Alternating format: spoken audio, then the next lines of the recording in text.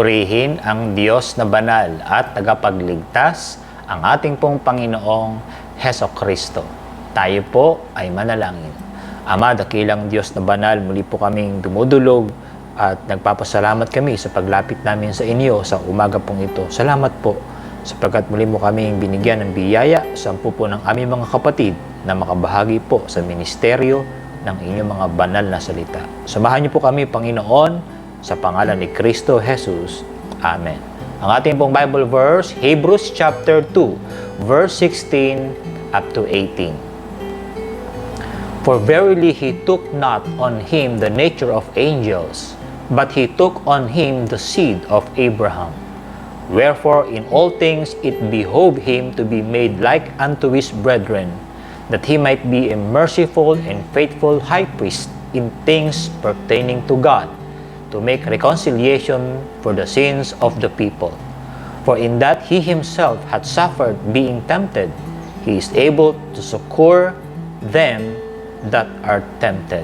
Ang ating pong devotion, in all things, he is merciful and faithful.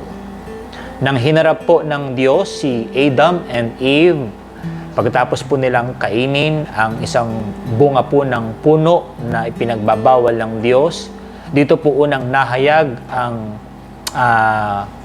plano sa unang pagkakataon, ang plano po ng kaligtasan. Ano po? At yan po ay tinukoy sa Genesis chapter 3, verse number 15 sa wika pong Tagalog.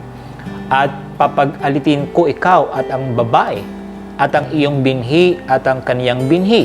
Ito ang dudurog ng iyong ulo at ikaw ang dudurog ng kanyang sakong. Ito ang mga salita ng ating Diyos kay Satan.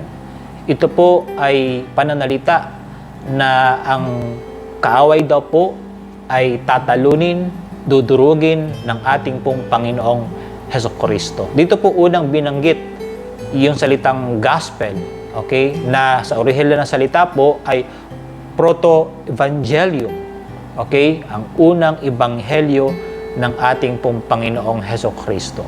Hindi lamang po binanggit sa Genesis 3:15, binanggit din po sa Roma, Kapitulo 16 at 20. At si Satanas ay dudurugin ng Diyos ng kapayapaan sa madaling panahon sa ilalim ng inyong mga paa.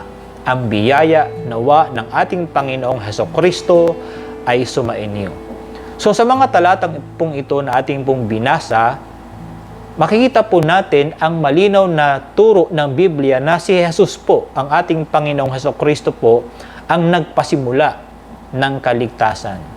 Jesus pioneered salvation.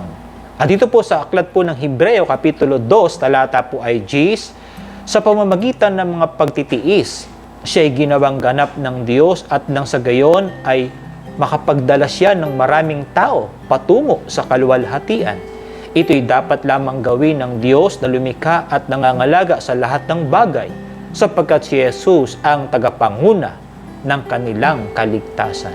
So malinaw po ng ating Panginoong Kristo'y pagsapol, okay, sa panahon po nila Adan at Eva, ay siya po ang nanguna, siya na po ang nagpasimula. He authored the plan of salvation sa buong sangkatauhan.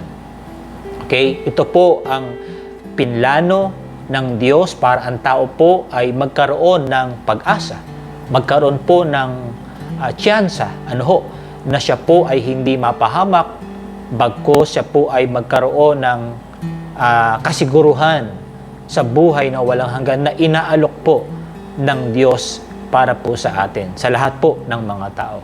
Tinuran din po sa unang Korinto si Jesus po ang nagbubukas at patuloy na nagbubukas ng pintuan para tulungan at mabigyang pag-asa ang tao na hindi siya mapahamak, okay?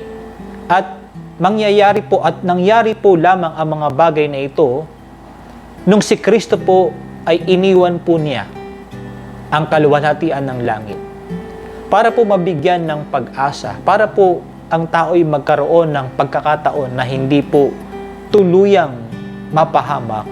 Kinakailangan pong iwan ng Diyos ang kaniyang kaluwalhatian sa langit at maging tao.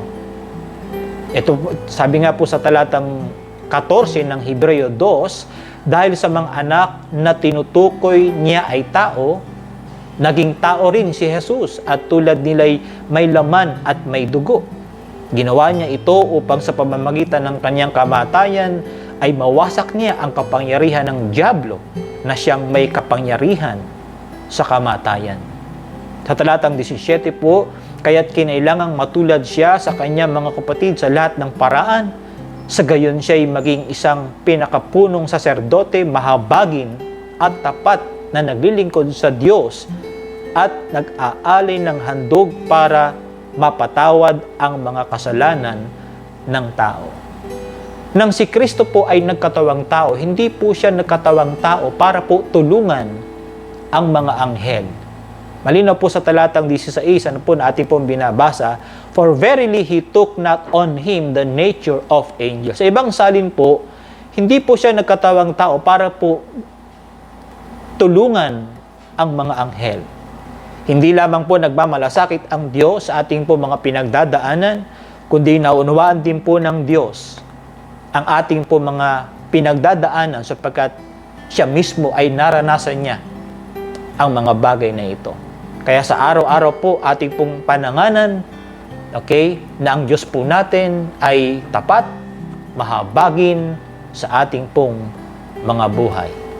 In all things, He is merciful and faithful. Ama, dakilang Diyos, maraming salamat po sa inyo pong kabutihan at kahabagan sa amin araw-araw.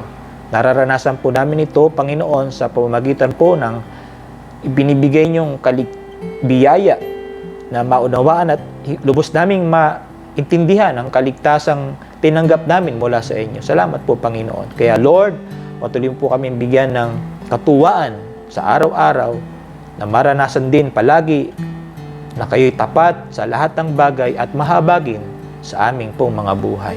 Ito'y aming panalangin sa pangalan po ni Kristo Jesus. Amen at amen. Magandang umaga po.